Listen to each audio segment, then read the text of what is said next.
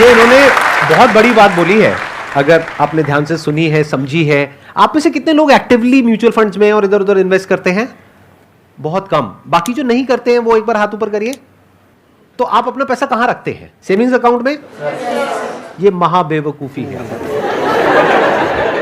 ऐसा है भाइयों और बहनों, अपना पैसा कभी भी सेविंग्स अकाउंट में नहीं रखते हैं। उसका लॉजिक क्या है वो ये बताएंगे कि वहां पे जो 2-3% मिलता है उसकी वजह से क्या हो रहा है, कि आप अपना पैसा बढ़ा रहे हो या घटा रहे हो। 6-8 महीने का पैसा जो अगर आपका भगवान ना करे जॉब जाए या कुछ भी हो, तो 6-8 महीने के आपके खर्चों का पैसा, अगर आपके घर चलाने का खर्च 30,000 है तो 1.5 लाख रुपए 2 लाख रुपए आपके पास होना चाहिए लिक्विडिटी में। हालांकि वो भी आप लिक्विड फंड में रख सकते हो, ऐसी एफडी में रख सकते हो जो फ्लेक्सिबल हो। तो पहला जो सेविंग्स वाले भी हैं उनका अपन पहला स्टेप करते हैं कि आई एम श्योर आपने अभी तक कोविड में इतने वीडियोस सबने बना लिए, उसके बाद भी अगर आप म्यूचुअल फंड में शिफ्ट नहीं हुए तो कुछ मेंटल ब्लॉक है, इसमें कुछ भी सही गलत नहीं है। तो अपन सबसे सिंपल स्टेप पहले करते हैं कि सेविंग्स अकाउंट में ना सबसे पहले तो अपने बैंक वाले को बोलो फॉर्म एक भरो कि मेरे को पता है ऑटो स्वीप नाम की चीज होती है, उसको चालू करके दो। तो ऑटो स्वीप से ये होता है कि आपको सेविंग्स अकाउंट में एफडी वाला रिटर्न मिलता है, तो आपका रिटर्न डबल हो जाता है, 5% हो जाएगा। और सेविंग्स अकाउंट की फ्लेक्सिबिलिटी होती है, तो आप वैसे ही डेबिट कार्ड से स्वाइप कर सकते हो, एटीएम से निकाल सकते हो, जितने दिन वो पैसा रहा अकाउंट में उतने दिन उसमें एफडी का इंटरेस्ट मिलेगा। तो सेविंग्स अकाउंट में भी, इनफैक्ट करंट अकाउंट हम सब मान के बैठते हैं कि 0% मिलेगा। कितने लोगों का करंट अकाउंट है यहाँ? बिजनेस वाले सबको 0% मिल रहा है। तो करंट अकाउंट में भी 5% इंटरेस्ट मिलता है। सिर्फ अपने बैंक वाले को बोलना है कि ऑटो स्वीप होता है, मुझे पता चल चुका है, मैं संदीप सर के शो में आ गया था। तो प्रांजल जी ने सारा जो आपका सीक्रेट है वो खोल दिया है। इनफैक्ट सर, जब मैं आपने ये बोला तो जब मैं बुक के लिए रिसर्च कर रहा था तो मुझे भी ये पता नहीं था, और मुझे पता चला कि हमारी जब रिटायरमेंट के समय जो टोटल नेटवर्थ होती है उसका 40% इस बात पे डिपेंड करता है कि हमने हमारे बचाए हुए पैसे का क्या किया। तो इमेजिन करिए 60%, अगर मेरी रिटायरमेंट में मेरे पास 1 करोड़ रुपए हैं, उसमें से 60 लाख के लिए मैंने 35 साल दिन में 10 घंटे नौकरी की और वो 60 लाख रुपीस हुए, उसको मैं 40 लाख रुपए और बढ़ा सकता था महीने में 1 घंटा आधा घंटा देके कि मैं इन्वेस्ट कहां कर रहा हूं। तो 60 लाख के लिए जिंदगी भर खून पसीना और अगले 40 लाख के लिए वर्चुअली नथिंग। तो इन्वेस्टिंग इसलिए जरूरी है, पैसा सेविंग्स अकाउंट से बाहर निकालना इसलिए जरूरी है।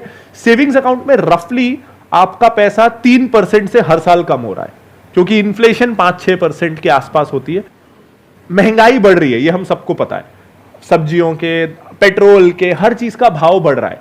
तो अगर आपका पैसा उसके साथ ग्रो नहीं करेगा तो मतलब आप पहले से गरीब हो रहे हो। आज जो चीज 100 में मिल रही है, आप चाहो ना चाहो अगले साल वो 105 में मिलेगी, और वो तो मिलेगी ही। महंगाई ने अपनी एफडी करा रखी है, आप अपनी एफडी करा के 100 को 105 करोगे कि नहीं, ये आपकी चॉइस है। तो महंगाई की एफडी से मुकाबला करने के लिए हमको कम से कम वर्स्ट केस एफडी तो करनी है, तब हम बराबर है, तब हम हर साल महंगाई के बराबर है।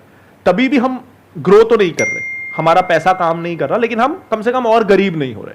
सो अब क्लियर है कि क्यों सेविंग्स अकाउंट सफिशिएंट नहीं है। सेविंग्स अकाउंट आपको हर साल 2.5-3% पहले से गरीब कर रहा है।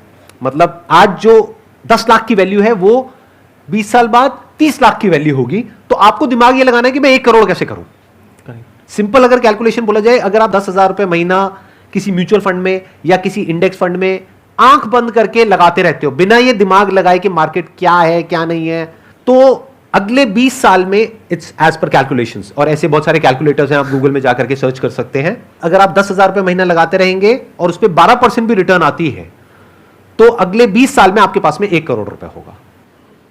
अगर मैं आपकी जगह होऊंगा तो मैं क्या करूंगा, ना मैं मार्केट देखूंगा, ना मैं इधर उधर दिमाग लगाऊंगा, मैं सिर्फ ये देखूंगा वॉरेन बफेट ने क्या कहा है। क्योंकि वो इंसान जिसकी खुद की कंपनी है, वो ये नहीं कह रहे कि सारा पैसा हमारी कंपनी में लगाओ, वो ये कह रहे हैं कि आप इंडेक्स फंड में लगाओ। और वो प्रैक्टिकली कई बार प्रूव भी कर चुके हैं इस कॉन्सेप्ट को, कि जो एवरेज रिटर्न आती है म्यूचुअल फंड्स के थ्रू, कईयों में ज्यादा आती है, कईयों में कम, but more than 80% of the times index fund उसको बीट कर देता है। And more than 90% of the times कि जो आप इंडिविजुअली इन्वेस्ट कर रहे हो उसको इंडेक्स फंड बीट कर देगा। राइट? बिल्कुल। इसमें आपका नुकसान तो नहीं हुआ ना जो मैंने बोला? बहुत नुकसान हुआ। तो अगले 20 साल बाद आपके अकाउंट में होगा 1 करोड़ रुपए, जिस तरह से मैंने बताया है। तो उसमें से मेरा कितना है और इनका कितना है? सर 1% तो बनता है। आफ्टर दिस सेशन डील करते हैं। आफ्टर दिस सेशन डील करते हैं, मतलब नेगोशिएट करोगे? अरे हम 1% मांग रहे हैं, ज्यादा नहीं मांग रहे। मतलब 20 साल बाद 1 लाख रुपए आप मेरे को दोगे और 1 लाख रुपए इनको दोगे। यहाँ पे अभी बैठे हैं, ये लालची हो रहे हैं, मैंने टोटल 1% बोला। यहाँ पर इतने सारे लोग बैठे हैं, अगर सब ऐसा कुछ करने वाले हैं तो सबसे आधा % भी अगर हमको मिल गया 20 साल बाद, हाँ, तो हमारा तो काम हो गया। मोनिका मैम, किसी को जाने मत दीजिएगा, है ना, हम पहले साइन करवाएंगे सबसे। पहले सबसे साइन करवाएंगे, कि एग्रीमेंट करेंगे, उसके बाद आप लोग यहाँ से जाएंगे। एंट्री फ्री थी, एग्जिट नहीं, जस्ट लाइक म्यूचुअल फंड।